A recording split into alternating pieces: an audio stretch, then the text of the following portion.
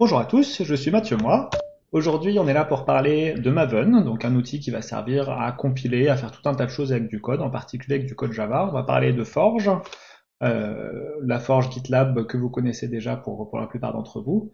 Et on va parler d'intégration continue. Donc l'intégration continue, ça va consister à lancer tout un tas de choses sur le code, des tests ou des vérifications sur le code, et on va les faire à chaque fois qu'on fait une modification, en particulier à chaque fois qu'on fait un push. Donc au programme de ce cours, une petite introduction générale, ensuite on parlera de Maven, on détaillera des choses sur Git, vous avez déjà vu pas mal de choses sur Git, mais on va en revoir un petit peu plus, la Forge GitLab, on parlera d'intégration continue, on parlera de merge request, et puis les références à la fin qui vous permettront de récupérer un peu plus d'infos sur tout ce qu'on a vu. Euh, donc première chose, ce que vous savez bien faire jusqu'aujourd'hui, c'est écrire du code et dans une certaine mesure tester le code. Alors je dis souvent pour vous taquiner un petit peu que pour beaucoup vous n'avez pas encore testé de code. Ce que vous avez fait souvent, c'est que vous avez essayé du code.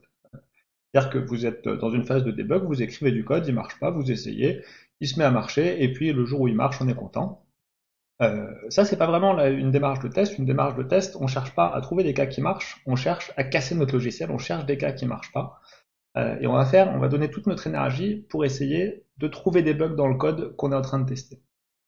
Si on arrive à trouver des bugs, vu qu'on est dans une démarche de test, on est content, et si on n'arrive pas à trouver de bugs, bah, c'est probablement qu'on n'a pas assez bien testé. Et au bout d'un certain temps, on finit par se dire on trouve plus de bugs, parce que probablement il n'y en a plus. On doit tester du code, on doit écrire de la documentation. Donc la documentation, on peut l'écrire entièrement à la main, mais on a des outils qui vont nous permettre de nous aider à écrire de la documentation, comme Javadoc par exemple, que vous connaissez déjà probablement. On a besoin d'écrire notre code, mais on a besoin de le partager avec les collègues. Donc typiquement d'utiliser Git pour pouvoir envoyer du code, pour pouvoir faire des modifications, faire des merges, etc. On a besoin de suivre les bugs. Quand vous trouvez un bug dans un logiciel, vous avez envie de noter quelque part, là j'ai trouvé ce bug.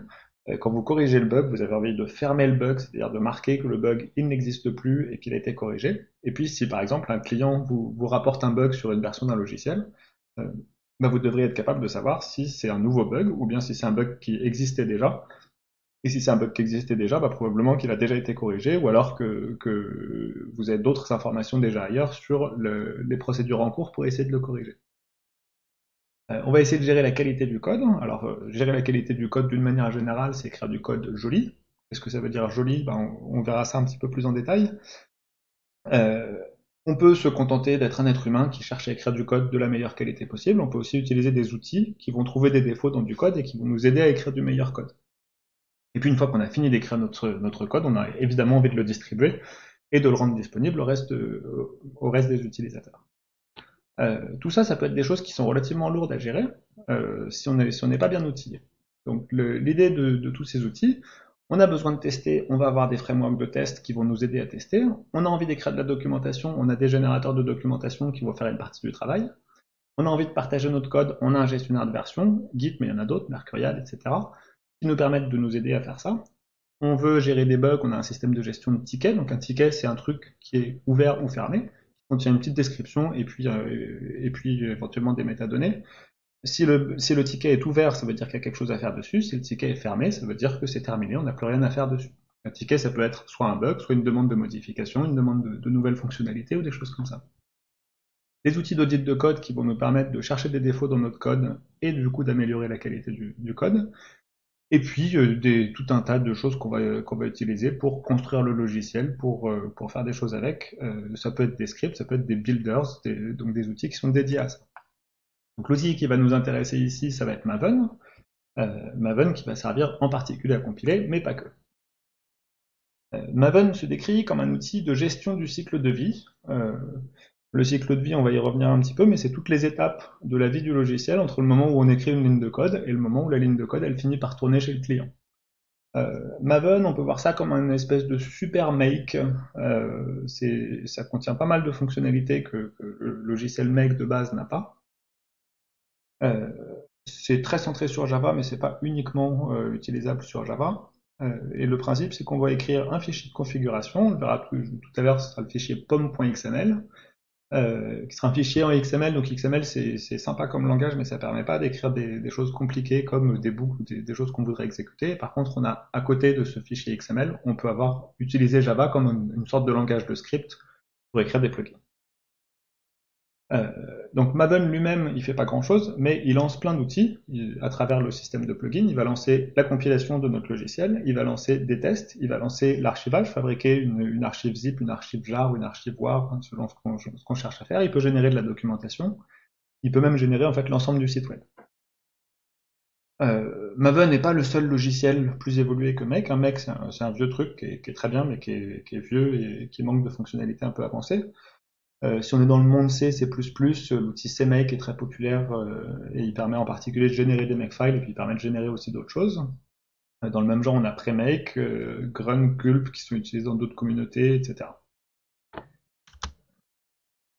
En termes d'architecture, donc Maven, c'est largement basé sur un système de plugins, c'est-à-dire que l'outil Maven lui-même, il ne sait pas faire grand-chose. Ce qu'il sait, c'est lire un fichier de config et puis lancer des plugins. Et dès qu'on veut faire quelque chose de non trivial, en fait, on va passer par un plugin. Donc un plugin, c'est un script, un morceau de code écrit en Java, avec une méthode particulière qui est exposée, qui est appelée depuis le XML. Et le principe, c'est qu'une exécution de l'outil Maven, ça va être une suite d'exécutions de plugins. Il y a un certain nombre de plugins qui sont fournis directement avec Maven. Il y en a plein qui ne sont pas fournis avec Maven, mais c'est pas grave, on n'a pas besoin de les installer explicitement, on va juste les instancier quelque part dans un fichier de config, et quand on va lancer Maven, il regarde, s'il a le plugin, il l'utilise, s'il l'a pas, il le télécharge, il l'utilise. Donc simplement, le premier lancement de Maven, il va être un petit peu plus long que les précédents, juste parce qu'on va télécharger un petit peu de bazar.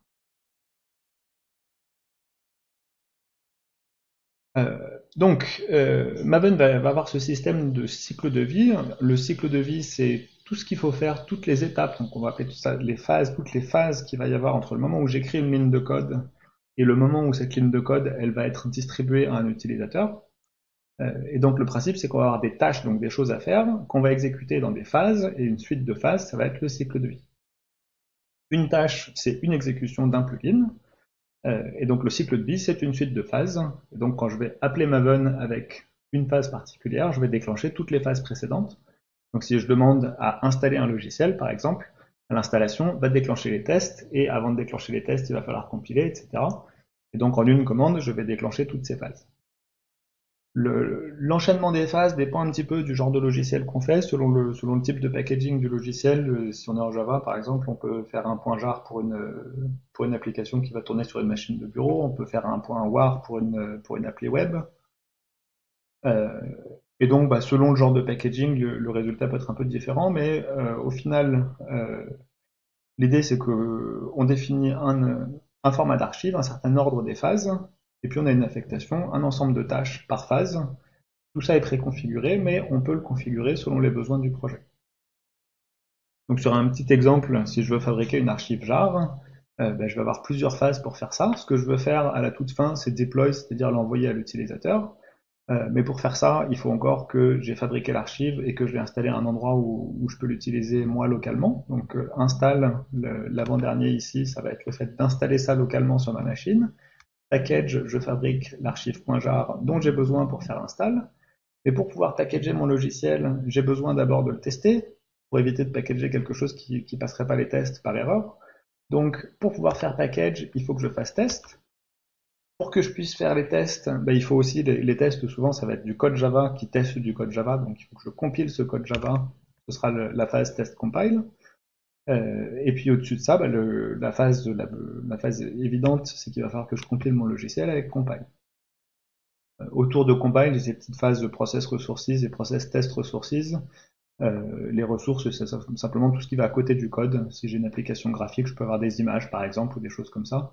Et je peux avoir envie de lancer des plugins pour pré-processer ces images. Si je crée un projet Maven, donc un projet Maven, ça va être un certain nombre de fichiers et de répertoires. À la racine de mon projet, je vais avoir un fichier pom.xml, project object model.xml, et donc ça va contenir la configuration du projet. Si vous avez l'habitude de Make, c'est l'équivalent du Makefile. À côté de ça, je vais avoir un répertoire SRC, SRC comme source. C'est là où je vais avoir tous les fichiers que je vais éditer moi-même, donc tous les fichiers que je vais versionner si j'utilise Git, les fichiers sur lesquels je vais faire un git add. Et à l'intérieur de SRC, je vais avoir deux sous-répertoires. Main, c'est le code de mon application à proprement parler. Test, qui se trouve juste à côté, c'est le code des tests. Si j'utilise un outil comme JUnit, par exemple, JUnit, ça va nous permettre d'écrire du code Java qui teste un autre code Java. Donc mes tests JUnit, je vais les mettre dans src/test/java parce que c'est du Java, et je vais avoir les tests ici. Et ces tests, ils vont tester le code de mon application qui va se trouver dans src/main/java, par exemple. À l'intérieur de chacun de ces répertoires-là, je vais avoir plusieurs sous-répertoires et je vais avoir un sous-répertoire par langage. Donc si je fais du Java, je vais avoir un répertoire Java. Et le plugin Java, il sait qu'il va aller chercher dans src/main/java, il ne se pose pas trop de questions, il va aller chercher ses sources à cet endroit-là. À côté du Java, je peux avoir des ressources, des fichiers de config, des images ou des choses comme ça. Si je fais une application web, je peux avoir dans Web App les ressources web, du HTML, des choses comme ça. Et puis, par exemple, si je suis en train d'écrire un compilateur, je vais avoir, par exemple, utiliser l'outil Antler4, et je vais avoir un src/main/Antler4 pour écrire mes fichiers Antler4, etc., etc. Je peux avoir tous les langages que je veux ici. Tous ces fichiers, c'est les fichiers sources, c'est ceux que j'édite moi et que le compilateur va lire pour écrire les fichiers générés. Et les fichiers générés, eux, ils vont se trouver dans Target. Donc à l'intérieur de Target, il va y avoir pas mal de bazar. On n'a pas forcément besoin d'aller regarder les détails, parce que de toute façon, ça c'est le boulot de l'outil de gérer tout ça. Tout ce qu'il faut savoir, c'est que ce qui est dans Target, c'est des fichiers générés, on peut les supprimer à tout moment. Et donc en particulier, on va surtout pas les versionner. On va pas faire de git add dessus, au contraire, on va les mettre dans son fichier gitignore, qui permettra de jamais embêter les collègues avec des fichiers générés. Le fichier pom.xml, c'est un fichier XML, donc essentiellement du XML, c'est des balises grandes, des balises fermantes. Je vais avoir des métadonnées sur mon projet, donc le projet, je suis obligé de lui donner un nom. Donc le nom, on va lui donner un nom de groupe. Ici, ce serait le nom de votre entreprise si vous étiez une entreprise. Nous, ici, on a mis affaire univision1.info.m1 pour dire que toutes les applications qui sont dans ce groupe-là, c'est les applications du groupe Master 1 en informatique. Et puis ici, je vais avoir le nom du projet. J'ai ces métadonnées, et puis ensuite j'ai les données sur comment est-ce que je compile et que j'exécute mon logiciel.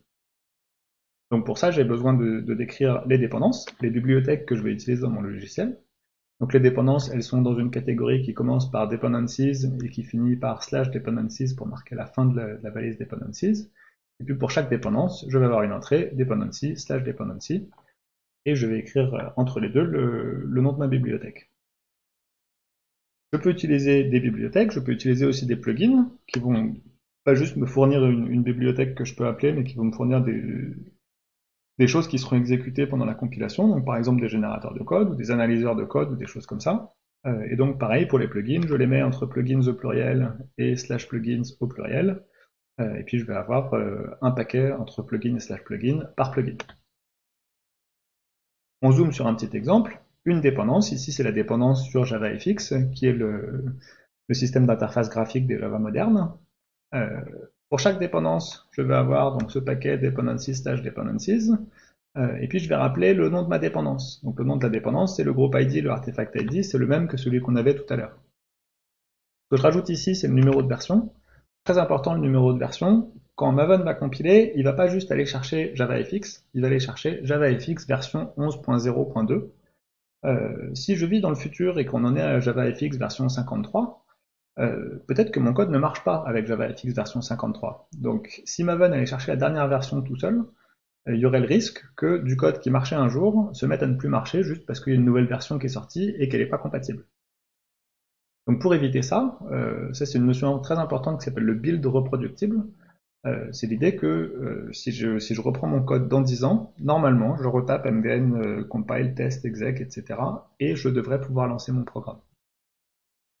Et ce build reproductible, il a besoin de connaître les versions exactes de chacune des dépendances.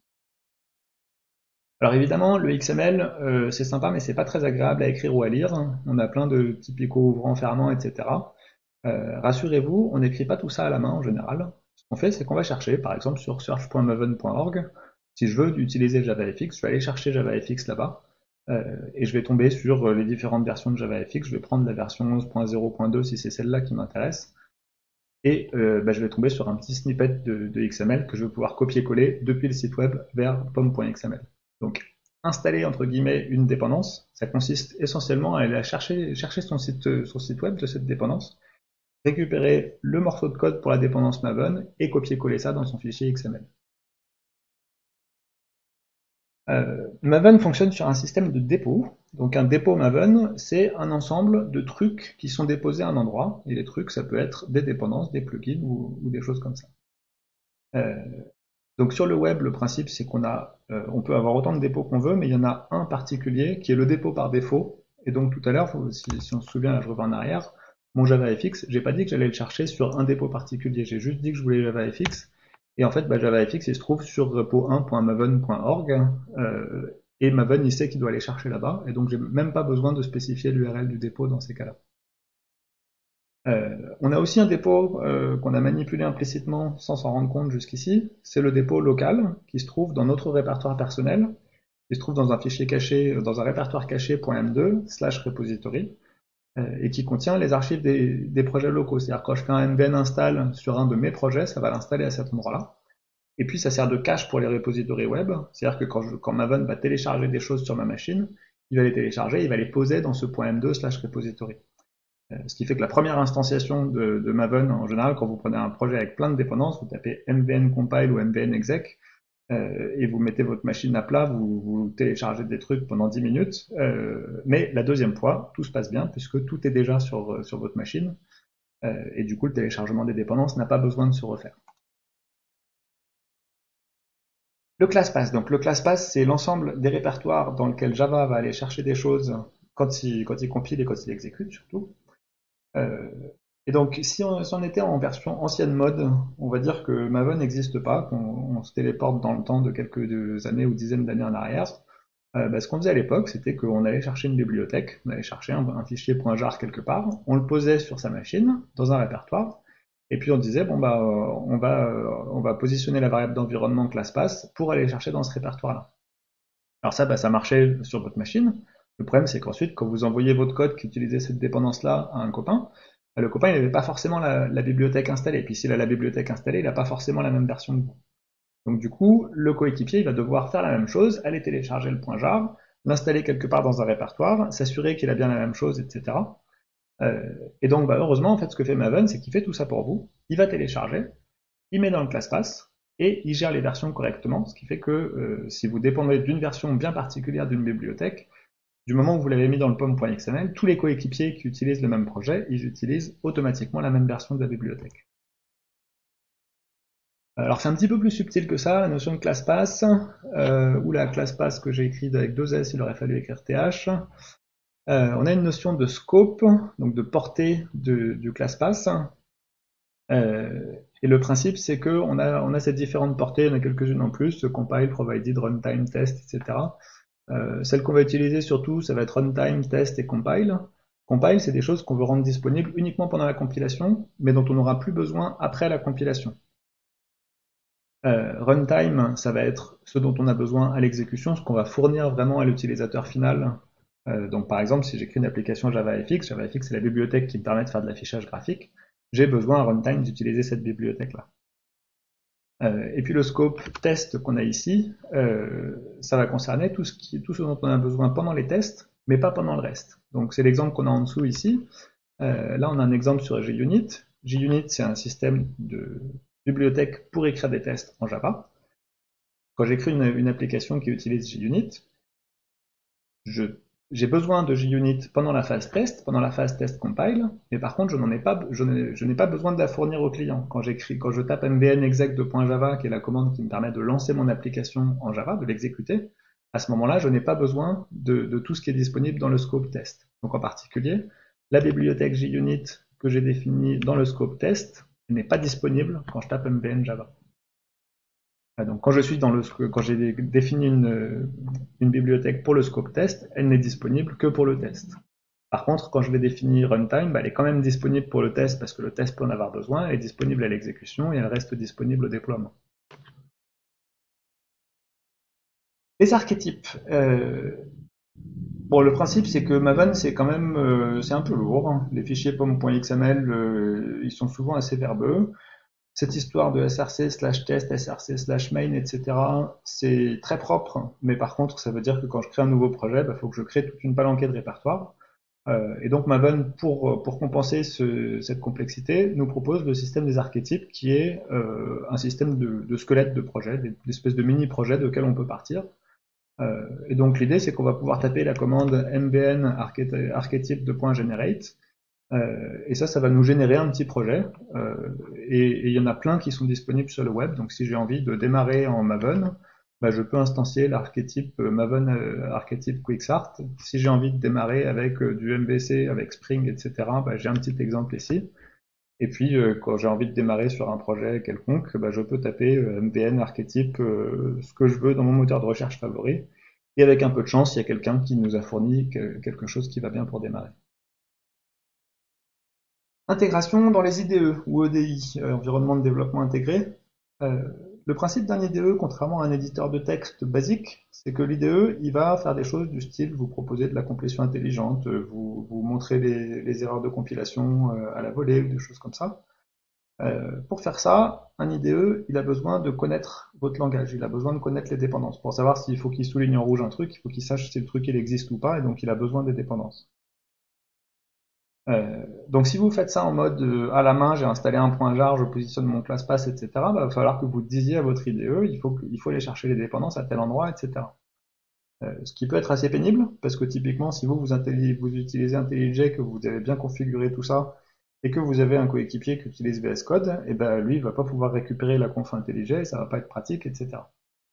Maven résout très très bien ce problème-là. Vous avez le pom.xml qui contient toutes les informations nécessaires. Ce fichier-là, il est versionné, il est partagé avec tout le monde. Et à partir du moment où vous, utilisateur de l'IntelliJ, vous avez rajouté une dépendance dans le pom.xml, vous faites un commit et un push, l'utilisateur de VS Code, automatiquement, il va charger la nouvelle version du pom.xml, il aura toutes les dépendances. Autrement dit, le fichier de config de votre IDE, bah, c'est pas .vscode/settings machin, c'est pas .ide je sais pas quoi, c'est pom.xml et vous mettez tout ce que vous pouvez dans ce fichier-là. Et ce fichier-là, il est partagé entre tous les éditeurs, tous les IDE. Et donc, je vous ai fait une petite liste ici. IntelliJ, c'est géré par défaut, il sait faire du Maven. VS Code, il sait pas faire grand-chose par défaut, VS Code, mais c'est très facile d'installer des plugins. Donc, une fois que vous avez installé le plugin Maven for Java, qui est inclus dans le Java Extension Pack, bah, vous avez le support de tout ce qu'il faut. Sous Eclipse, pareil, il faut installer un plugin, mais ça se passe plutôt bien. NetBeans le fait par défaut, etc., etc. Voilà, on va pouvoir maintenant parler de Git et de la forge GitLab. Donc la forge GitLab, c'est celle que vous connaissez probablement, forge.nif-lyon1.fr. Donc qu'est-ce que c'est qu'une forge logicielle? Une forge, c'est un endroit où on fabrique des logiciels. Et donc c'est un ensemble d'outils qui permet de développer du logiciel. Donc l'élément relativement central d'une forge, c'est le dépôt type Git, mais ça peut être aussi du SVN, du Mercurial si vous préférez utiliser ces outils-là. Et puis en général, une forge, c'est pas juste j'ai un dépôt Git et puis je peux faire des push et des pulls dessus, ça va être tout un tas de choses autour. On peut avoir du partage de documents, on peut avoir du wiki, on peut avoir de la gestion de tâches. On a déjà parlé du système de tickets pour faire du bug tracking. Pas forcément que des bugs d'ailleurs, hein, ça peut être des tâches diverses. Il y a certaines forges qui vous proposent des systèmes de calendrier, de Gantt. Alors, le diagramme de Gantt, ça n'en a pas sur la forge GitLab, etc., etc. Alors juste pour le vocabulaire, donc GitLab, c'est un logiciel libre qui est installé sur forge.nif-lyon1.fr. Il y en a d'autres instances à plein d'endroits. Moi, j'utilise gitlab.nria.fr, qui est la forge de l'INRIA. Et puis, si vous voulez aller sur un service commercial, vous pouvez utiliser gitlab.com, qui est fait par les mêmes gens que les gens qui font le logiciel GitLab, qui l'ont installé aussi chez eux et qui le mettent à disposition. Donc, le logiciel GitLab, c'est une interface web qui permet d'avoir une forge. Et ce logiciel GitLab, il utilise en interne le logiciel Git, qui est celui qu'on peut utiliser en ligne de commande, hein, Git espace quelque chose, des noms de commande. Et donc Git, c'est à la fois le client, et puis c'est aussi une des briques de base de GitLab. Voilà, donc une alternative à GitLab, ce serait GitHub par exemple, une alternative à Git, ce serait Subversion, Mercurial, et ainsi de suite. La forge Univ Lyon 1, elle est intégrée dans le système d'information de Lyon 1, donc quand vous vous authentifiez dessus, vous authentifiez avec vos identifiants habituels, via le LDAP, le CAS, etc. C'est disponible pour les étudiants et pour le personnel, c'est utilisable pour vos TP, c'est utilisable pour les projets type projet transversal que vous allez faire, sauf pour les alternants. Euh, Évidemment, faites attention quand vous faites des activités notées sur la forge, faites bien attention à passer vos projets en privé. Si vous faites des projets publics, du coup, vous les mettez à disposition de tout le monde et vous prenez vos responsabilités si jamais vous vous faites copier dessus. Alors, quelques petits rappels sur Git. On va repartir de la base, mais je suppose quand même que vous connaissez déjà un petit peu. Git, c'est un système de gestion de version, donc un système qui vous permet de garder l'historique d'une base de code et distribué, c'est-à-dire qu'on peut avoir plusieurs dépôts Git du même projet qui sont à plusieurs endroits, et puis on va pouvoir utiliser push et pull pour s'envoyer du code d'un endroit à l'autre. C'est utilisable en ligne de commande. Le client historique, c'est Git, Git en 3 lettres, qu'on peut utiliser dans un terminal. Et puis on peut aussi, si on préfère des interfaces graphiques, utiliser des interfaces graphiques comme TortoiseGit qui vous donne une intégration dans le gestionnaire de fichiers, SourceTree, etc., etc. Et puis dans votre environnement de développement favori ou éditeur de texte favori, il y a probablement une intégration Git. C'est le cas dans VS Code, c'est le cas dans Eclipse, dans NetBeans, dans NetBeans, dans IntelliJ, dans Emacs, etc., etc.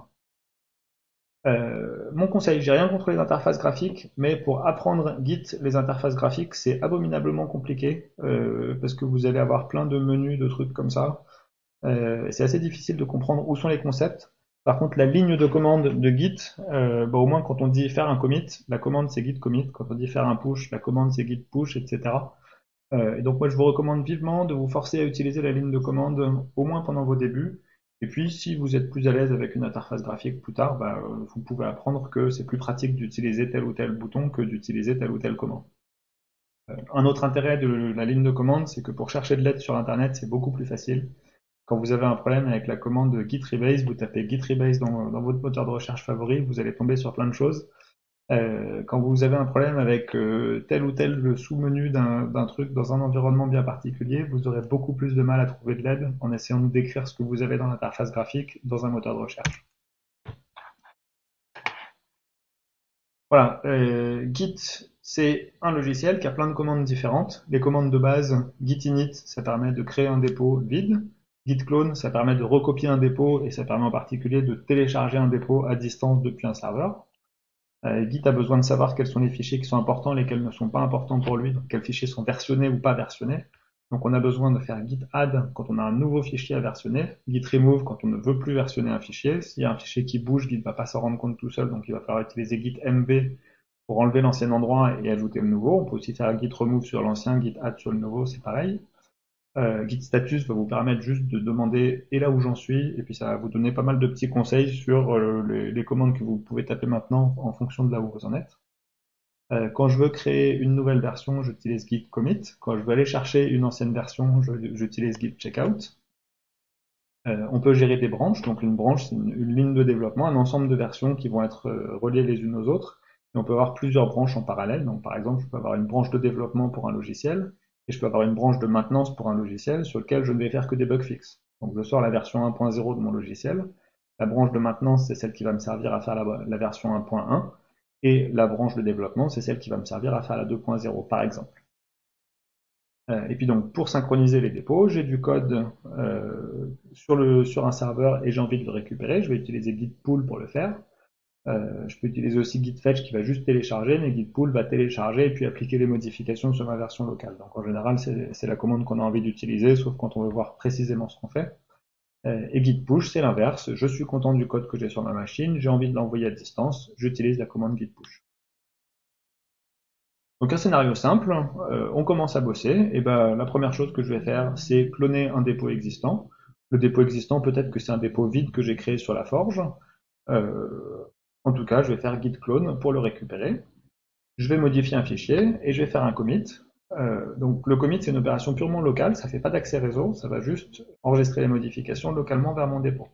Ensuite, je vais faire un git push, et git push, ça va envoyer le commit vers le dépôt distant. Et puis un peu plus tard, je vais pouvoir faire un git pull pour récupérer les modifications des collègues, ou bien git fetch suivi de git rebase, qui est à peu près la même chose que git pull-rebase si on préfère l'avoir en une seule commande. J'ai récupéré les modifications des collègues, et je peux retourner au paragraphe 1.2, et donc repartir sur modification d'un fichier, commit, etc. Voilà, on va voir ça sur un petit exemple. Donc là, je suis sur la forge Uniview 1. Je vais créer un nouveau projet. Je vais l'appeler test project. Hop, je le garde privé, pourquoi pas. Je vais initialiser le dépôt avec un readme, parce que c'est un peu plus simple comme ça. Je crée mon projet, il mouline un petit peu. J'ai bien un fichier readme, et puis je peux aller cloner mon projet. Donc je vais récupérer celui-là par exemple.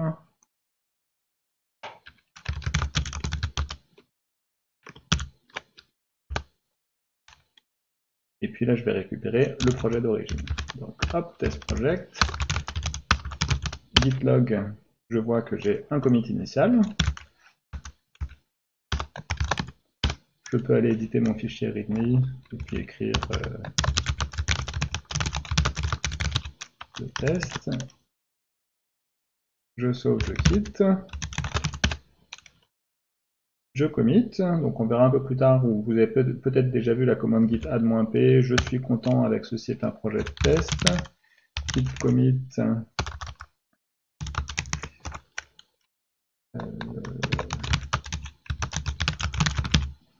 je rajoute la description du projet, et si je fais un git push, je vais avoir mon projet qui est mis à jour sur la forge, et donc si je recharge la page, hop, je vois bien, ceci est un projet de test. Voilà, maintenant on va appliquer ce qu'on a vu avec Maven. Donc j'ai envie de me faire un projet Maven, et ben je vais aller récupérer un archétype qui va bien, donc je vais préparer la commande. Donc je vais aller chercher un archétype Java 11 JUnit 5 pour pouvoir faire un petit projet de test. J'ai été obligé de donner aussi le numéro de version, etc. pour nommer mon propre projet. Je lance cette commande, ça va pédaler un petit moment, et ça va me générer un peu de Java et un pom.xml. Donc ça a généré ça dans un répertoire démo parce que c'est ça que je lui ai demandé. Je regarde le contenu des fichiers, j'ai bien mon pom.xml à la racine ici, et puis ensuite j'ai src /main d'un côté, et puis test de l'autre. Et pour l'instant, c'est tout ce que j'ai. Donc je peux maintenant taper nvn compile, et je vais lancer le compilateur. Donc pareil, ça prend un petit moment, mais maintenant que j'ai lancé cette commande, si je regarde, j'ai un répertoire target dans lequel j'ai des classes générées avec des fichiers classes, etc. Je peux lancer la commande nvn test, et ça va lancer les tests.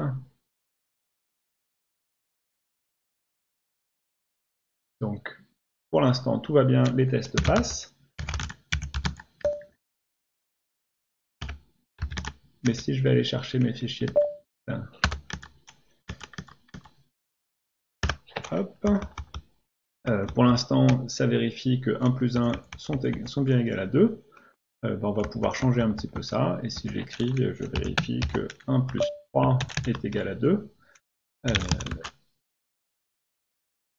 nbn test, je relance mon test. Et là, je vais avoir un échec de mon test. Tout à l'heure, j'avais test success. Maintenant, je me retrouve bien avec test failure. Et si je regarde, il me dit qu'il attendait d'avoir 2 et qu'il a obtenu 4.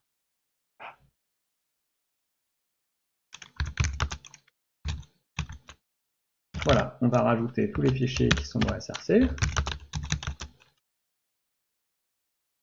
On va rajouter le fichier pom.xml. On peut regarder aussi le pom.xml. Comme je vous l'avais dit, c'est du XML. J'ai toutes les métadonnées que j'ai données en ligne de commande tout à l'heure qui ont été insérées. Et puis il est allé chercher le plugin qui va bien pour faire du JUnit, le plugin d'exécution et ainsi de suite.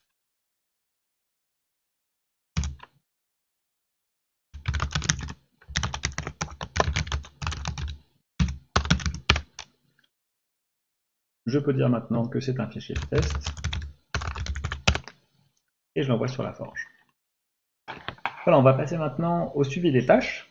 Donc les tâches, comme j'ai dit, c'est une entrée dans une base de données avec une description, un texte qui dit ce qu'il faut qu'on fasse, et puis un statut ouvert ou fermé. Le principe, fermé, j'ai plus rien à faire, ouvert, il reste des choses à faire dessus. Et donc si je liste toutes les tâches ouvertes, ça me donne la liste des choses sur lesquelles il faut que je travaille. Je peux rajouter à ça des métadonnées, une échéance, il faudrait que ce soit fait à telle date, une personne affectée, c'est un tel qui a dit qu'il s'en occupait, ou le chef l'a affecté à un tel. Des étiquettes, des labels, qui vont me permettre de trier les tickets, de pouvoir lister tous les tickets qui concernent une certaine particularité du code, par exemple.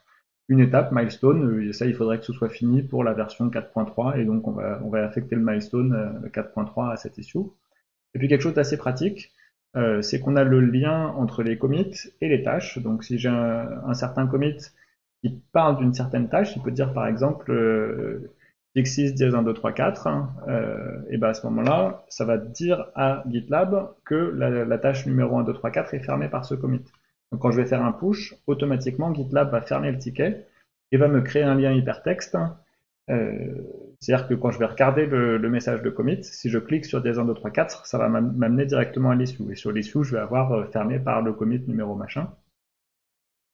Et inversement, si j'écris une référence à un commit dans un commentaire de tâche, par exemple dans la discussion, je me demande est-ce qu'une approche similaire au commit numéro machin pourrait faire l'affaire, les gens qui vont me lire vont avoir un lien hypertexte et vont pouvoir cliquer sur le commit directement. Alors on peut mettre ça en pratique aussi. Donc je reviens sur mon petit projet test project ici. Je vais aller dans Issues et puis je vais en créer une nouvelle. Hop, New Issue. Donc ici, les tests sont cassés. Dans la description, il faut les réparer. Je vais m'auto-affecter à cette tâche-là, par exemple. Hop. Je pourrais mettre une date à laquelle tout ça doit être terminé. Je pourrais mettre un milestone, etc. Je vais juste me contenter de faire Submit Issue. Sur ce ticket, je peux rajouter des commentaires. Je peux le fermer quand j'estime que c'est terminé. Mais c'est pas ce que je vais faire aujourd'hui. Aujourd'hui, je vais utiliser le système de lien entre les commits Git et la forge. Donc les tests sont cassés, effectivement, on va les réparer. Donc on va aller chercher, hop, on avait dit que 1 plus 3 faisait 2, on va revenir à 1 plus 1 égale 2. On sauvegarde, MVN test, on vérifie que les tests passent. Bonne pratique de vérifier que les tests passent avant de faire un commit. On est content. On voit bien test run 1, failure 0, etc. Donc tout se passe bien. On va faire notre commit. Donc on vérifie git add-p, toujours je suis un fan inconditionnel de git add-p, je vérifie que le patch est bien ce que je veux. Je valide avec yes. C'est la seule modification à faire. Git commit. Et là je dis que je corrige les tests et que ça corrige l'issue numéro. Si on regarde ici, c'est l'issue numéro 10.2. Et je dis que ça ferme numéro 10.2. Hop, je quitte, je fais un git push, et donc j'envoie ça sur la forge. Et là, je vais voir si je rafraîchis ma page. Voilà, je vois bien que mon issue est fermée, et je vois qu'elle a été fermée via le commit numéro D9, D8, etc. Et si je vais sur ce commit-là, du coup, je vois bien le commit que j'ai fait tout à l'heure, et je vois fixis 10.2, et j'ai un lien hypertexte également ici. On va maintenant parler un petit peu de branches et de tags avec Git. Donc une branche, techniquement c'est une référence vers un commit, c'est un pointeur vers un commit. Donc on va dire par exemple on a une branche qui s'appelle master. Ça veut dire que à la chaîne de caractères master, on associe un commit en particulier. Donc la branche master, elle pointe à tel endroit. On peut avoir plusieurs branches dans un dépôt. Et donc l'idée c'est que on va se servir de ça pour avoir plusieurs lignes de développement. Par exemple, on peut avoir une branche de maintenance et on peut avoir une branche de développement. La branche de développement, c'est je viens de sortir la version 1.0 de mon logiciel. Je peux avoir une branche de développement dans laquelle je vais rajouter des nouvelles fonctionnalités qui donnera la version 2.0 de mon logiciel. Et la branche de maintenance, c'est celle dans laquelle je vais faire uniquement des bug fixes qui vont me donner la version 1.1 par exemple ou 1.0.1 selon comment j'ai décidé de numéroter. Ces branches, donc l'idée c'est que tout ce qu'on fait dans la branche développement va pas impacter ce qui se passe dans maintenance et vice versa par défaut. Par contre, par exemple, quand je fais un bug fix dans une branche de maintenance, je peux avoir envie de fusionner cette branche de maintenance dans la branche principale, pour que la branche principale bénéficie à la fois des nouvelles fonctionnalités et des bug fixes.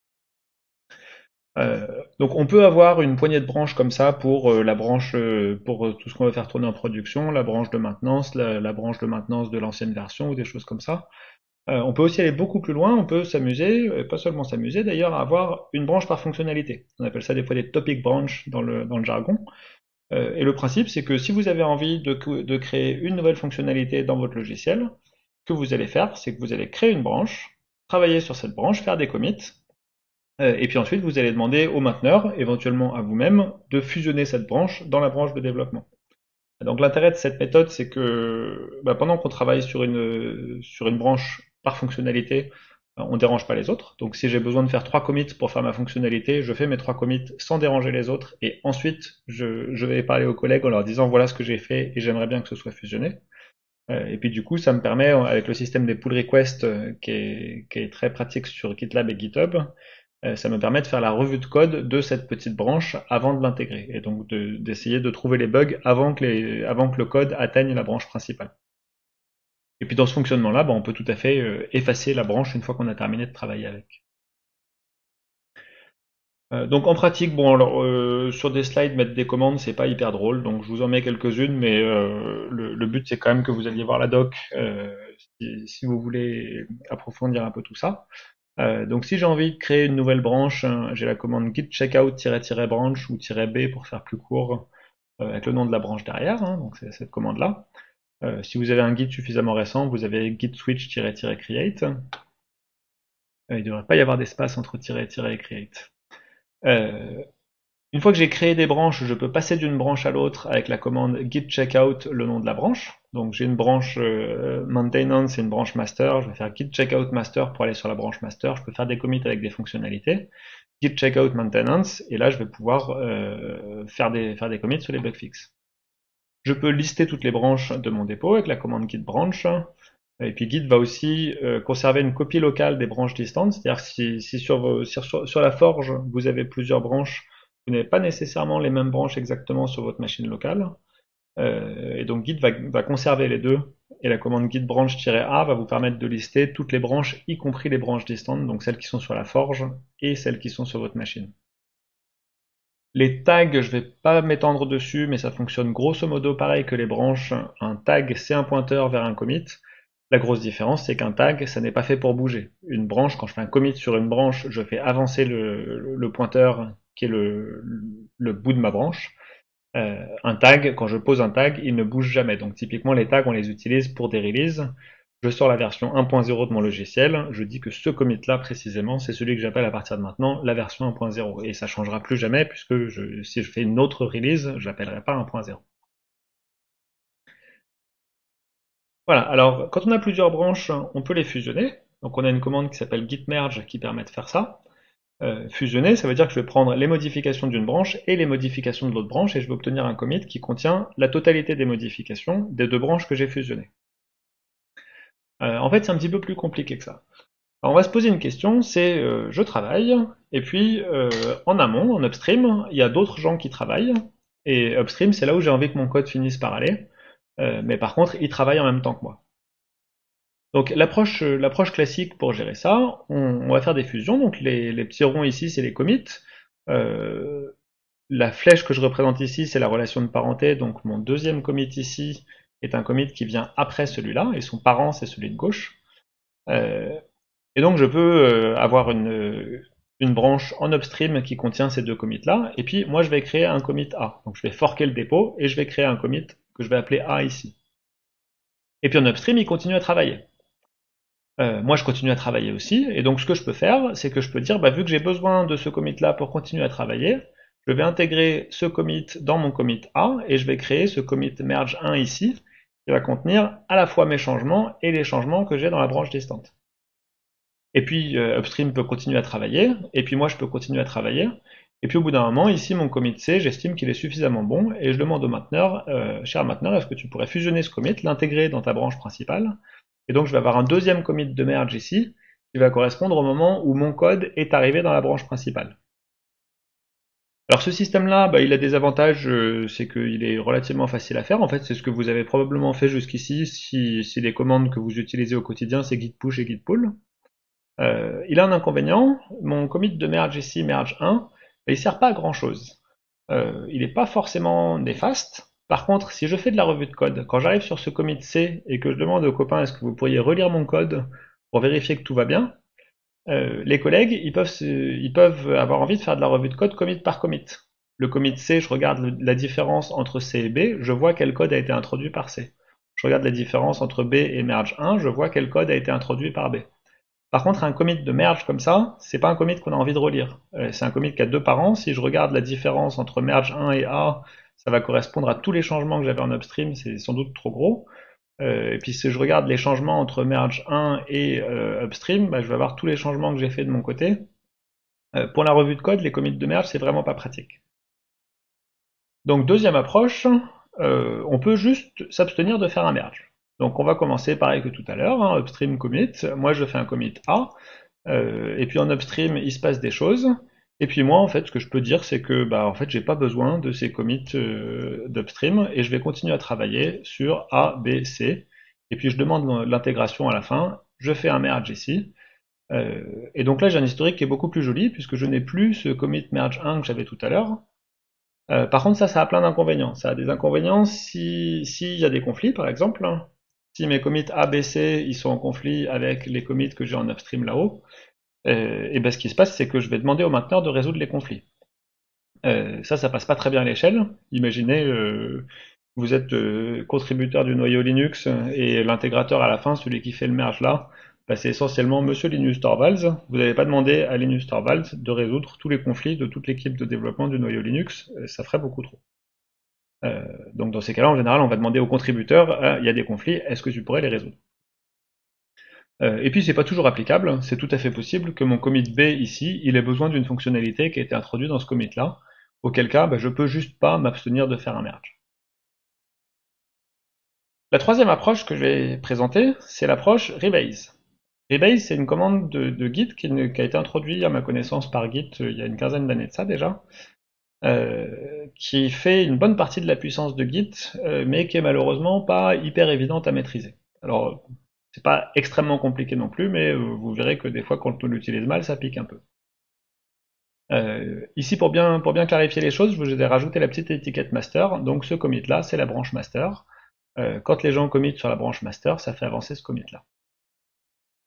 Moi, je peux me créer une branche que je vais appeler topic ici, sur laquelle je vais faire le commit A. Upstream avance et crée des commits ici. La commande git rebase, ce qu'elle va faire, c'est qu'elle va prendre mon commit A ici, et elle va le rejouer sur master, et ça va me donner un commit que je vais appeler A', qui est presque le même que mon commit A, sauf qu'il n'a pas le même parent. C'est-à-dire que la différence entre ce commit-là et ce commit-là, ça devrait être la même que la différence entre ce commit-là et ce commit-là. C'est la même si Git a bien travaillé. Et donc, j'ai le même ajout de code, mais cet ajout de code, je l'ai transplanté un petit peu plus loin dans l'historique. Upstream peut continuer à avancer, faire des commits, et puis moi je vais continuer à avancer de mon côté, je vais faire des commits B et C, et quand je vais utiliser la commande git rebase, ou git pull-rebase, je vais transplanter encore une fois cet historique A'-BC vers un historique A seconde B'-C', et donc je vais avoir un nouvel historique où je vais faire comme si j'avais travaillé directement sur master. À ce moment-là, je peux faire une demande d'intégration. Donc je peux faire une pull request ou une merge request selon le système sur lequel je travaille. Et je peux demander au mainteneur du logiciel de faire cette intégration et de faire ce commit merge 2 ici. Éventuellement, il y a des gens qui préfèrent ne pas faire ce commit de merge. Et du coup, on fera avancer directement le pointeur master sur la branche topic. On appellera ça un fast forward si vous voulez la technique.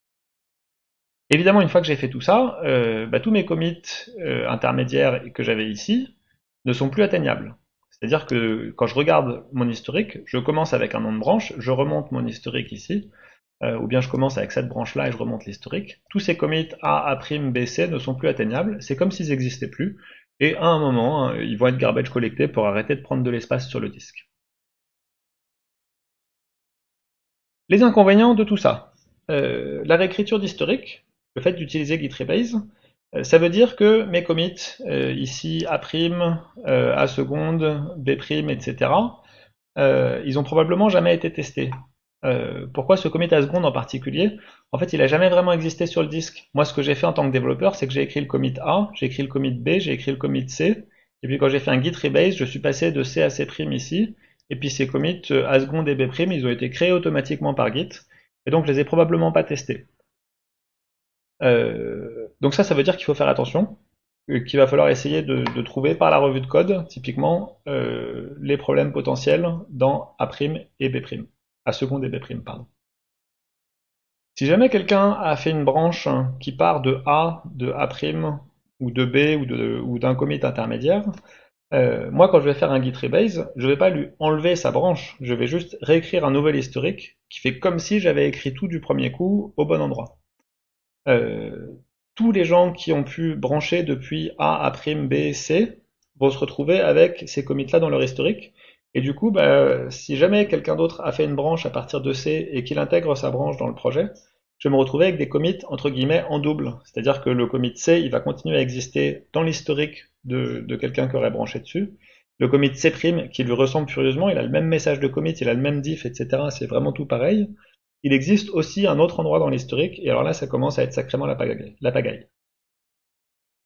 Donc, il y a une règle pour éviter ça, c'est simplement, on ne réécrit pas un historique qui a déjà été publié. Autrement dit, git pull-rebase, git rebase et compagnie, on l'utilise sur les commits qu'on a fait en local, on ne l'utilise pas sur les commits sur lesquels on a fait un git push. Donc ici, les commits qui n'ont pas de nom là-haut, c'est des commits qui ont été publiés, et ceux-là, je ne les ai jamais réécrits. Par contre, ces commits-là, ils ont existé sur ma machine, mais ils n'ont jamais existé vraiment de manière publique. Donc, c'est mon brouillon, et en fait, ce que je fais simplement, c'est que je réécris mon brouillon jusqu'à avoir une version propre, et quand j'ai terminé, j'écris dans l'historique la version au propre, et non pas mon brouillon. Alors Git Rebase, c'est sympa, ça évite les merge commits, ça évite d'avoir un historique sale, etc. Ça facilite la revue de code. Et alors la commande hyper puissante, c'est git rebase-interactive, ou -i pour faire plus court, dont on va parler tout de suite. Git Rebase, ce que ça fait, c'est que ça va regarder les commits que vous avez en local, et ça va les réappliquer à un autre endroit de l'historique. Typiquement, ça les réapplique par-dessus la branche que vous avez en amont. Git rebase-i, ça fait la même chose. Ça va prendre tous les commits, ça va les réappliquer, mais entre ces deux choses, ça va vous les montrer et ça va vous demander si vous voulez changer quelque chose. Donc je tape git rebase-i, je vais avoir un éditeur de texte qui va s'ouvrir et qui va contenir quelque chose comme ça, pic avec un numéro de commit et puis un message de log ici, pic avec un autre message de commit, etc. Pic, ça veut dire je prends, je cueille, donc je prends ce commit et je l'applique. Et donc là, ce qui va se passer, c'est que si je sauve, je quitte sans rien changer, je vais prendre ces 4 commits dans l'ordre. Mais si dans mon éditeur de texte, je décide de permuter ces deux premières lignes, par exemple, et bah du coup, je vais appliquer les commits dans l'ordre dans lequel ils sont dans mon éditeur de texte. Et puis plus que ça, j'ai plein de petites commandes ici, j'ai pas seulement pick, j'ai une commande reword qui me permet de changer le message de commit d'un commit. Donc par exemple, si start feature A ici, c'était pas le bon message de commit, je vais écrire reword ici, je sauve, je quitte, et au moment où Git va appliquer ce commit, il va me proposer de changer le message de log. Et puis surtout, les commandes super puissantes, edit, squash, fixup, ça c'est des choses qui vont me permettre d'éditer un commit a posteriori, qui vont me permettre par exemple de fusionner ou de découper en deux un commit. Donc par exemple ici, j'ai start feature A et continue feature A.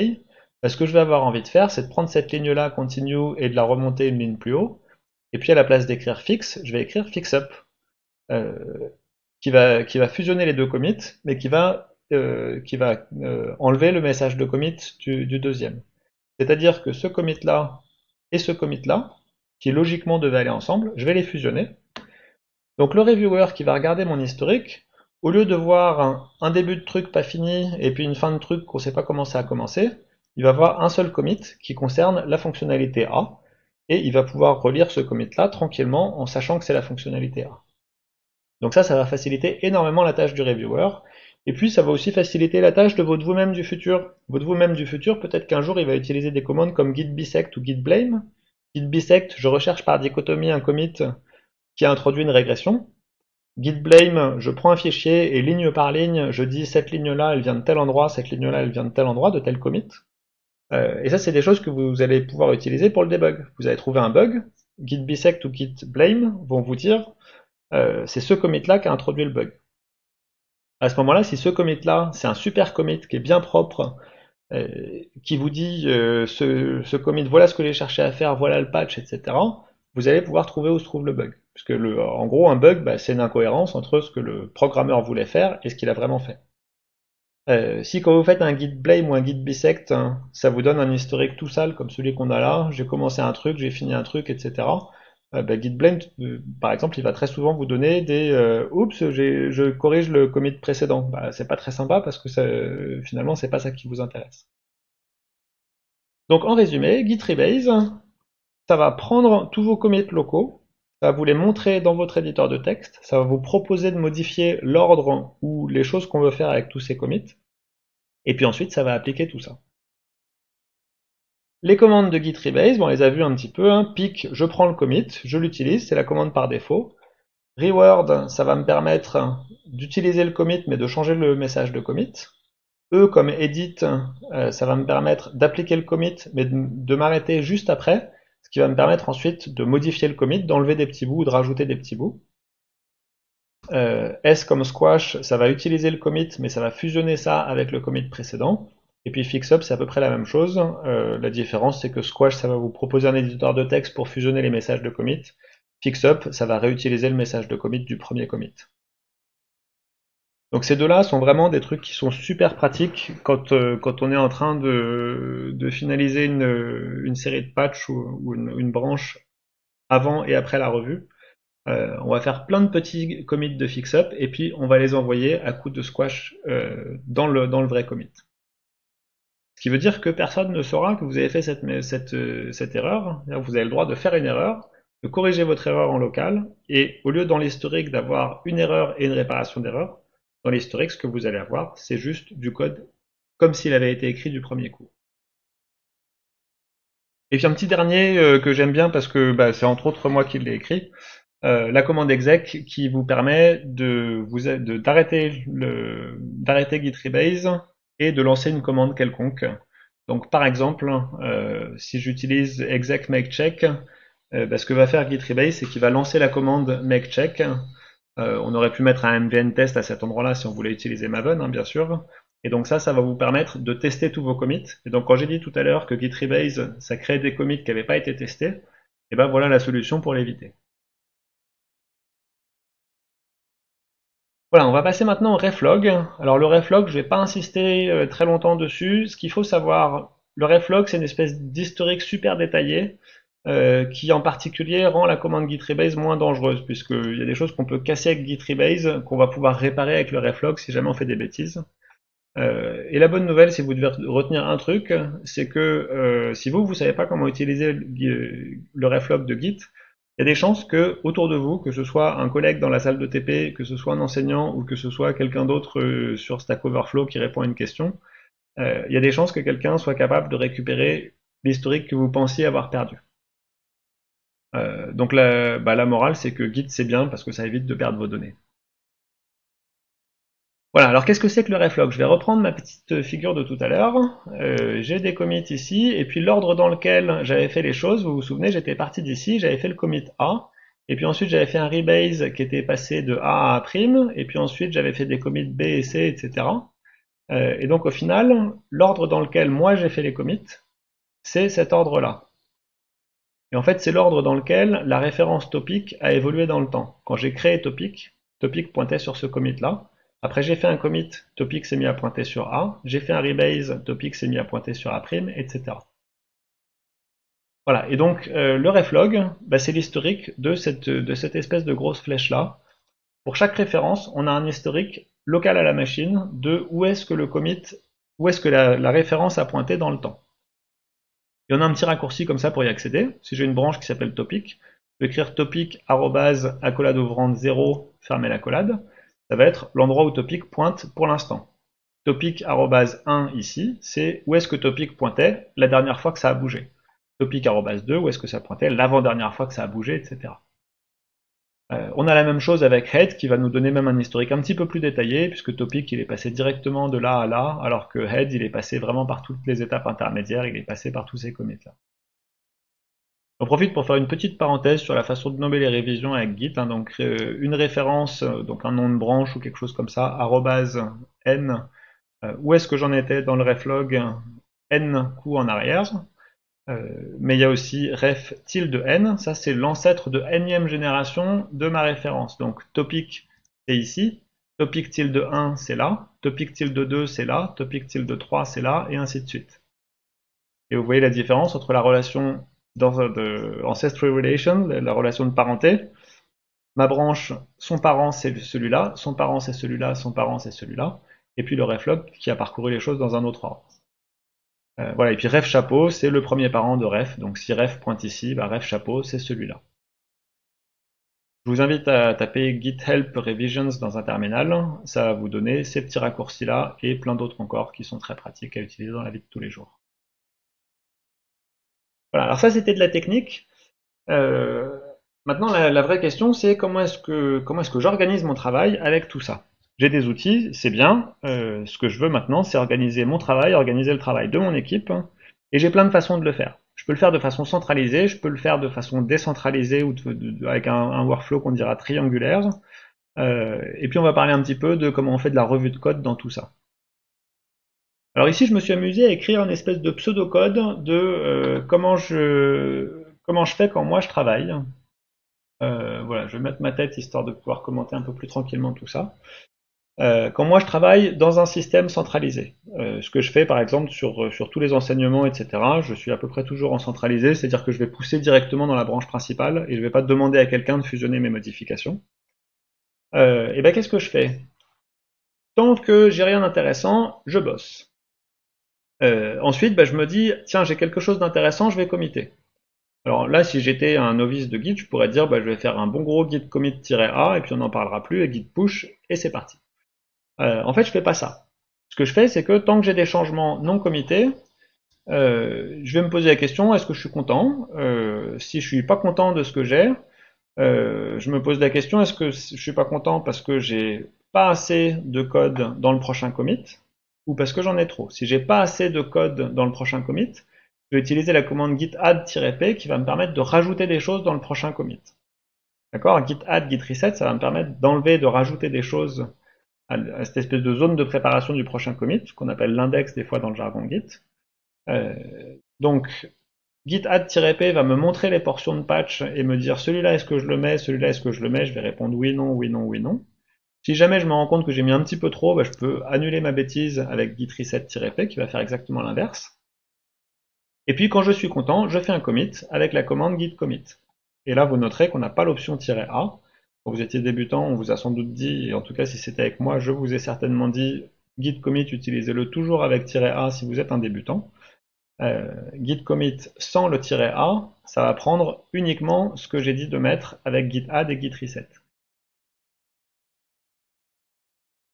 Si je n'ai rien d'intéressant dans les modifications non committées, je vais faire un git stash. Git stash, ça va enlever de mon arbre de travail toutes les modifications qui ne sont pas committées. C'est pareil que d'autres commandes beaucoup plus brutales du style git reset-hard. La différence, c'est que git stash, ça les enlève, mais ça les met de côté. Et donc, si jamais je me rends compte que je m'étais trompé, je vais pouvoir faire git stash pop pour récupérer les changements dans mon arbre de travail. Et si jamais je suis absolument sûr que je veux effacer ces données à tout jamais, et ben en fait je suis parano et donc j'utilise quand même git stash en me disant peut-être que je me suis trompé, je vais utiliser la commande qui me permettra d'annuler. J'arrive ici, donc peut-être que j'ai encore d'autres changements non committés et que je vais continuer avec git add-p, refaire un commit. Je suis toujours pas content, git add-p, commit, etc. Et puis là, je vais me retrouver avec un historique local. Et cet historique local, bah, en fait, je me suis trompé souvent en faisant des git add, des git reset, etc. Et donc, bah, ce que je vais faire, c'est que tant que je suis pas content, je vais faire un git rebase-i pour réécrire mon historique, pour que mon historique soit plus joli, pour que je sois plus content. Et puis peut-être que bah, là, je vais me rendre compte qu'il faut que je continue à bosser. Et donc, je continue, je travaille, je fais des commits, je fais des git rebase-i. Et puis à un moment, je vais me dire, bah, là, je suis content, j'ai envie d'envoyer ça aux copains. Et donc, je fais un git push et j'envoie mon code qui a été le mieux nettoyé possible au dépôt central. Dans ce workflow-là, il y a plein de moments où je me suis dit, est-ce que j'ai écrit des bêtises? Est-ce que j'ai envie de montrer ça aux copains? Je peux me poser la question juste avant de faire un commit, git diff-stage, ça va me montrer si j'ai fait des bêtises ou pas. Quand je fais un git add-p, ça va me montrer le code et ça va me demander, ça t'es sûr que tu veux le mettre dans ton commit? Ensuite, je vais faire un git commit. Et ensuite, je vais aussi, à coup de git rebase, pouvoir éliminer des commits en me disant, bah celui-là, finalement, ce commit-là, c'était pas une bonne idée, j'ai bien réfléchi, je vais pas l'envoyer. Et donc toutes les bêtises que je vais faire quand je travaille ici sur mon code, eh ben, j'ai plein d'occasions de me reposer la question, est-ce que c'était vraiment ça que je voulais? Est-ce que j'ai envie de l'intégrer à la branche principale? Et donc entre le moment où j'écris du code ici et le moment où je l'envoie, bah, je me suis posé cette question-là, et très souvent, une bonne partie du code qu'on écrit, on n'a finalement pas envie de l'envoyer. Maintenant, on peut avoir envie d'aller un petit peu plus loin. Euh, je me suis posé la question plusieurs fois, est-ce que mon code est vraiment si bon que ça, et est-ce que j'ai envie de l'intégrer? L'idéal, c'est quand même que ce soit une autre personne qui se pose la même question. Moi, j'ai écrit du code, j'ai envie d'avoir un relecteur qui va s'occuper de vérifier que le code est suffisamment bon et qu'en tout cas, il est d'accord avec lui. Ça, c'est ce qu'on peut faire avec un workflow dit triangulaire. Workflow triangulaire, le principe, c'est qu'on va avoir la branche en amont ici, qui va être typiquement la forge. Euh, Quand monsieur A va commencer à travailler, A va faire un clone et va travailler sur sa machine locale. Donc ici, ça va être un serveur, ici, c'est une machine locale, c'est typiquement un laptop. Quand A est content, A va faire un push et va l'envoyer sur son dépôt public, mais A ne va pas l'envoyer directement sur Upstream. Euh, et là, l'idée, c'est que A va demander à quelqu'un d'autre, mon code, j'estime qu'il est bon, mais j'aimerais bien avoir une deuxième paire d'yeux pour vérifier, et je vais avoir quelqu'un d'autre, par exemple le mainteneur du logiciel, qui va regarder mon code et qui va le fusionner, l'intégrer à Upstream. Et puis si j'ai plusieurs contributeurs, par le contributeur B qui va faire pareil, un clone, un push sur son dépôt public, et puis une intégration dans Upstream. Donc ça, c'est quelque chose qui était quasi impossible quand on n'avait pas Git. C'est quelque chose qui est devenu possible quand on a eu Git, et puis c'est quelque chose qui est devenu facile et encouragé beaucoup par des outils comme GitHub, GitLab, qui permettent d'automatiser cette partie fusion ici. On va avoir de la revue de code. Dans l'interface web de GitLab, on va pouvoir voir le diff entre un dépôt et upstream, et puis on va avoir un gros bouton vert, fusion, euh, et puis il y a un autre bouton pour demander une fusion. Donc ça, c'est ce qu'on appelle les merge requests ou pull requests sur GitHub. En pratique, quand on travaille avec des pull requests, l'idée c'est qu'on va avoir un contributeur qui crée une branche, qui commit, qui push, et puis il va cliquer sur Create Pull Request s'il est sur GitHub, GitLab, Bitbucket, ou bien peut-être qu'il est sur un flow de développement plus orienté mail, et du coup il va utiliser la commande git request-pull pour envoyer un mail au mainteneur, et le mail lui dira bah, il y a du code qui t'attend à tel endroit, est-ce que tu pourrais le relire et le fusionner? Le mainteneur va recevoir un mail, le mainteneur va regarder, commenter, éventuellement demander des changements, et puis le mainteneur, si tout se passe bien, va fusionner la pull request. Alors, la revue de code dans tout ça, en fait, dans un monde parfait, on aimerait bien que le contributeur, il écrit du code, il commit, il push, le mainteneur, il fait une revue, et il dit, je suis super content du code, je viens de le fusionner. Ce qui se passe en pratique, en général, c'est pas ça. En pratique, on va avoir A qui écrit du code, qui commit, qui push, B qui fait une revue, et B qui dit, ton code, il est pas bon. Donc, je voudrais que tu changes. Donc ça, c'est la situation lambda.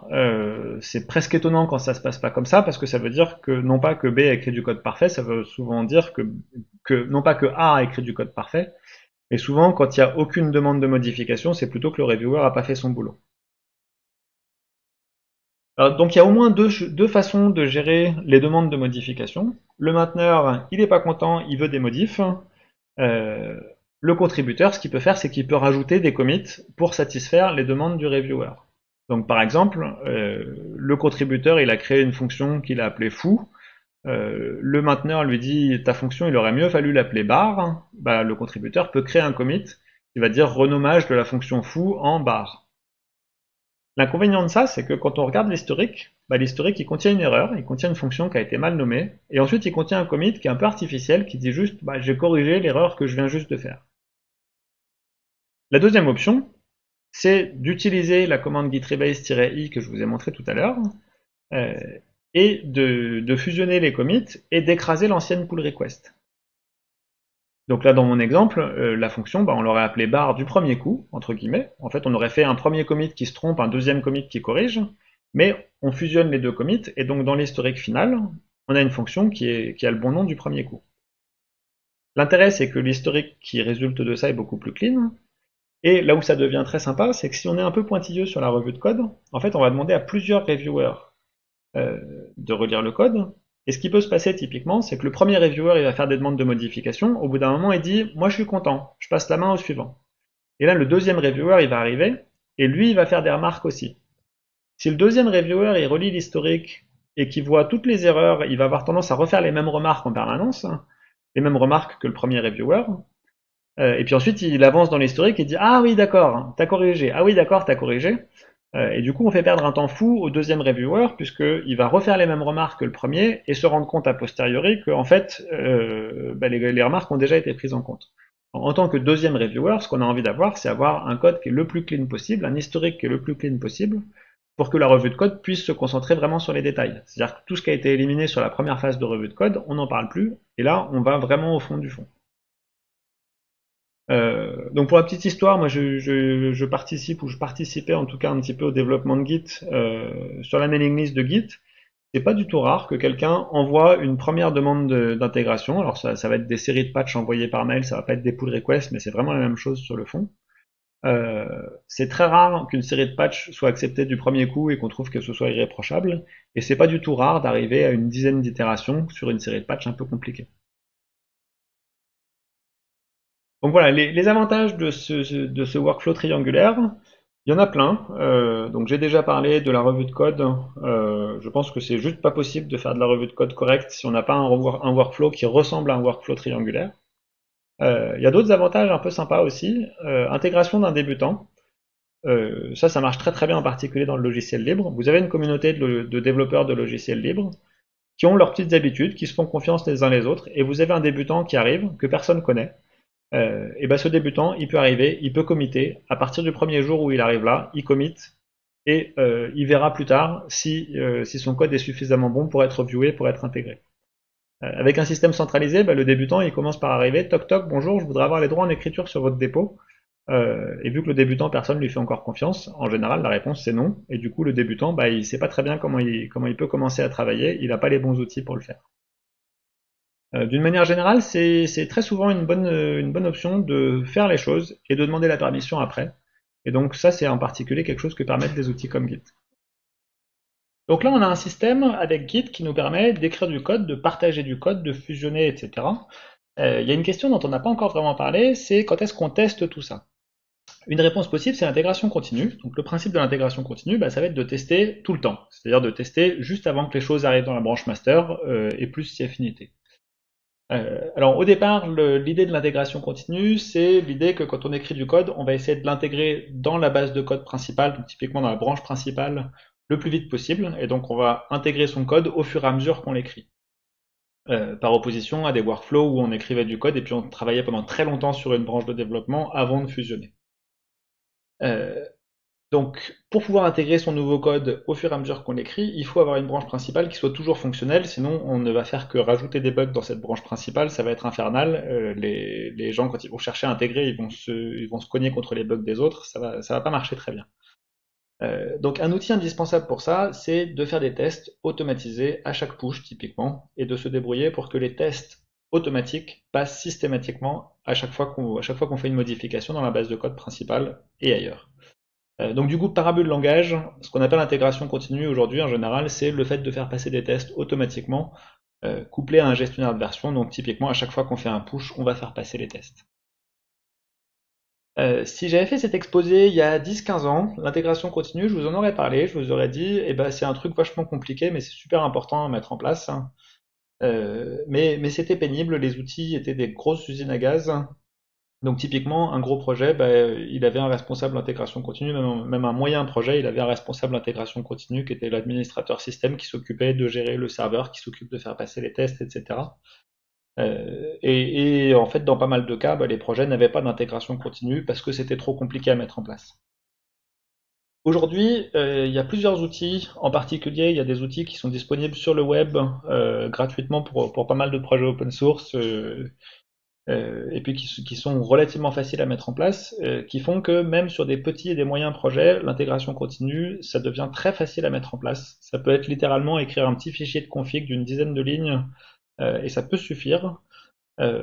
Une fois qu'on y a goûté, on en fait de partout. Moi, je fais de l'intégration continue dès que je peux.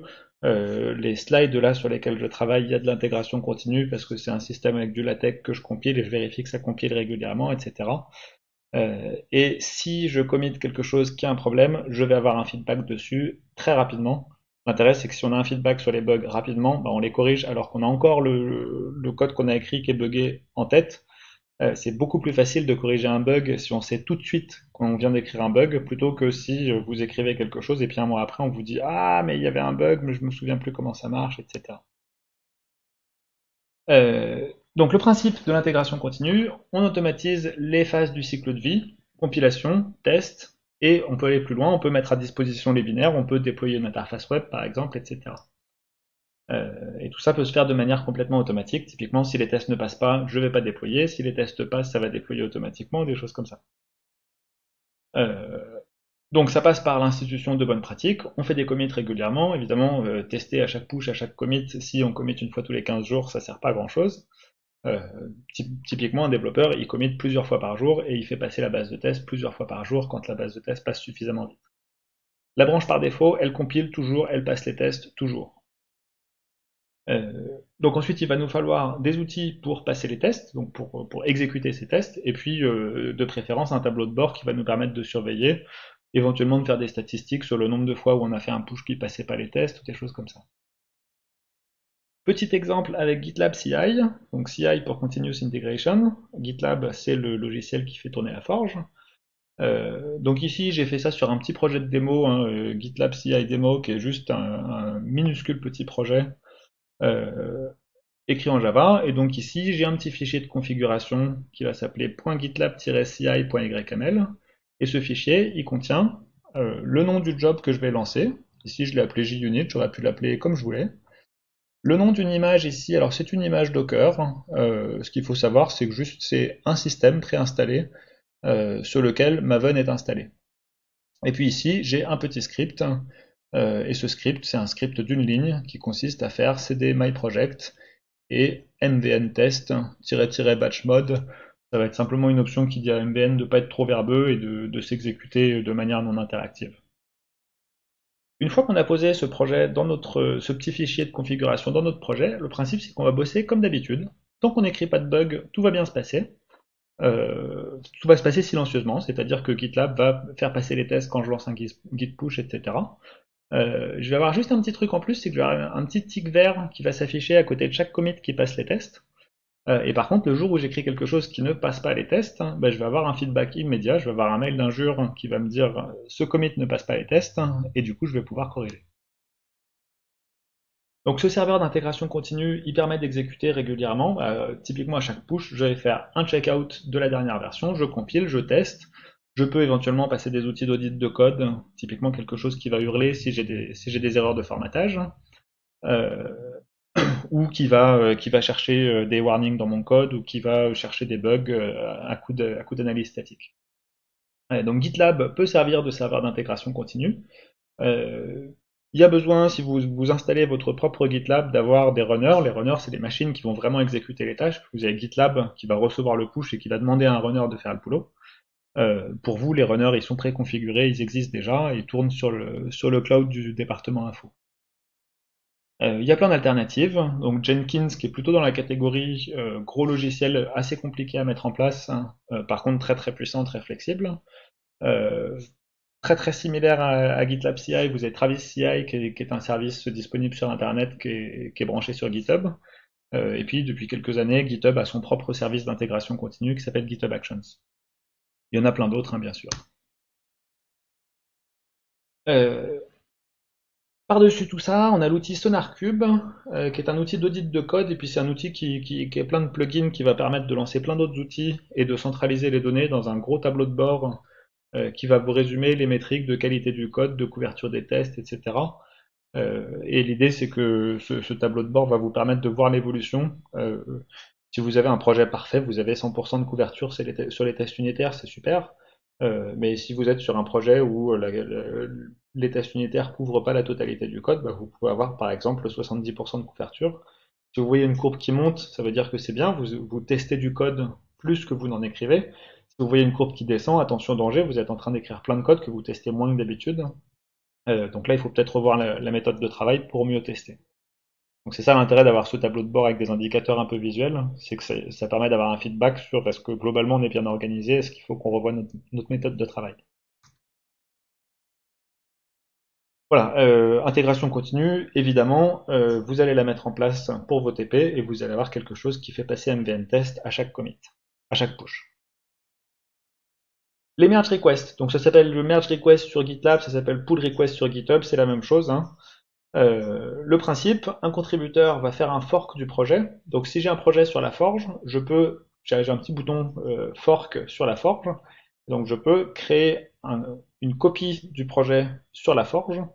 Donc typiquement, si j'ai envie de contribuer à un projet existant sur lequel j'ai pas les droits en lecture, je peux quand même forker et avoir mon espace à moi sur la forge, qui est une copie et sur laquelle moi j'ai les droits en écriture. Donc, du coup, je vais pouvoir faire un push sur une branche personnelle pour, pour pouvoir publier mon propre code. Et puis je peux demander au mainteneur, voilà, je viens de publier une branche, est-ce que tu pourrais, s'il te plaît, intégrer cette branche? Je peux le faire en allant taper sur son épaule s'il est à côté de moi et en lui demandant gentiment de merger. Je peux le faire en cliquant sur le bouton merge request dans GitLab. Et du coup, je vais avoir une entrée qui va s'ouvrir dans la liste des merge requests avec possibilité de discuter sur le code que j'ai écrit, etc. Donc on va avoir un petit fil de commentaires et un gros bouton merge en bas pour le mainteneur. Donc le mainteneur, s'il est content, il va simplement cliquer sur merge, ou il va le faire en ligne de commande s'il préfère, hein, bien sûr. S'il n'est pas content, il peut discuter et il peut me demander des modifications. Donc l'intérêt du système de merge request, c'est que par rapport à un système plus informel où on va juste demander, envoyer un mail ou quoi, on a une liste des demandes d'intégration qui est facile à voir, hein. On sait lesquelles sont fermées, lesquelles sont ouvertes, et donc on a la to-do list qui est disponible directement sur la forge pour le mainteneur. On peut discuter le code avant intégration, et les systèmes de pull request d'aujourd'hui sont très évolués. On a un fil de commentaires, on peut avoir un fil de commentaires par ligne de code, c'est-à-dire que le mainteneur peut me dire sur ce changement-là, sur cette ligne, là, je suis pas d'accord et il va me mettre un commentaire à cet endroit-là. Le commentaire sera fermé automatiquement si je le prends en compte, etc. Et comme d'habitude, c'est toujours une possibilité en plus de rejeter le mauvais code. Le but vraiment de tous ces outils, pas juste de faciliter le travail à plusieurs, c'est d'empêcher les gens qui travaillent mal d'intégrer leur code dans la base de code principale. Et les gens qui travaillent bien, mais de toute façon, l'erreur est humaine, il y a toujours des bugs presque toujours des bugs dans les premières demandes d'intégration. Donc tout ça ensemble, j'ai envie de commencer à bosser. Alors je suppose que j'ai déjà mon fork, etc. Je vais faire un git checkout branche MVC pour créer une branche qui va s'appeler MVC. Je travaille, quand je suis content, je fais un commit. Et puis quand je suis content de mon commit, je vais faire un git push. Un git push -set upstream où on a -u ici qui est le petit raccourci. J'envoie sur origine qui va être le remote qui correspond à la forge et j'envoie la branche MVC.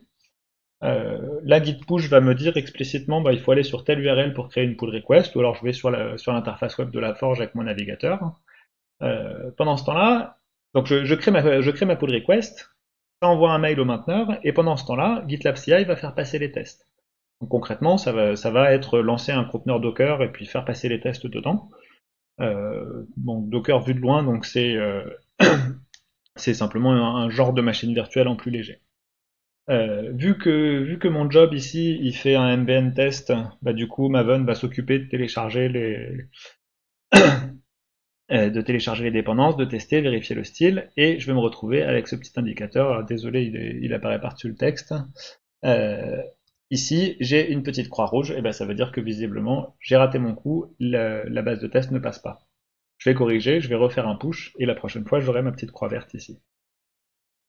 Voilà, si vous voulez plus d'infos, vous avez plein de docs en ligne, Maven, Git, GitLab, etc. C'est des trucs sur lesquels vous allez trouver énormément de documentation. Je vous donne les sites officiels ici. Voilà, c'est la fin de cette vidéo. La théorie est terminée. Maintenant, place à la pratique. Donc, votre but, ça va être d'appliquer tout ça dans les TP. Bien sûr, vous allez faire du Git. Bien sûr, vous allez faire du Maven. Et évidemment, vous allez faire de l'intégration continue sur la Forge. Vous allez mettre ça en place.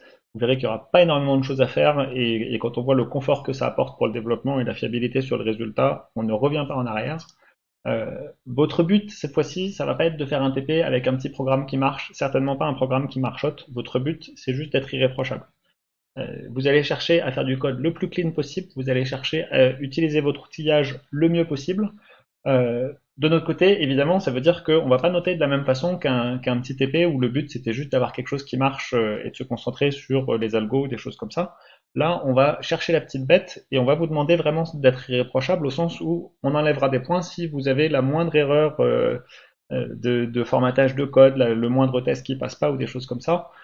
Vous avez tous les outils pour éviter ça, ça devient très facile d'éviter ça et du coup, automatiquement, on le prend en compte dans la notation. Voilà, je vous remercie d'avoir regardé cette vidéo jusqu'au bout et je vous dis à très bientôt.